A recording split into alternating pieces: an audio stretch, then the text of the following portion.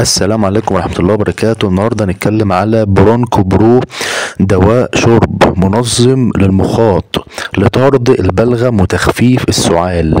يعمل على إذابة وتحريك الإفرازات في حالات اضطرابات الجهاز التنفسي والحالات الحادة والمزمنة المصحوبة بزيادة إفرازات الشعب الهوائية وصعوبة في نقل المخاط. من فوق 12 سنة بنستخدم معلقتين صغيرين 3 مرات في اليوم، وممكن نخليهم معلقتين كبار مرتين في اليوم في الحالات الحادة.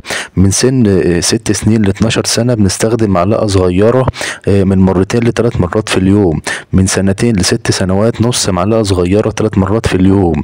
من أقل سنتين بنستخدم نص معلقة مرتين في اليوم. في حالة الحمل أو الرضاعة يستعمل بعد استشارة الطبيب. يحفظ بعيدا عن الأطفال. في بعض الأعراض الجانبية نادرة جدا زي الإمساك. إزازة 100 مللي بسعر من 23 جنيه ل 35 جنيه على حسب الصيدلية. أتمنى تدعموني باللايك على الفيديو. والسلام.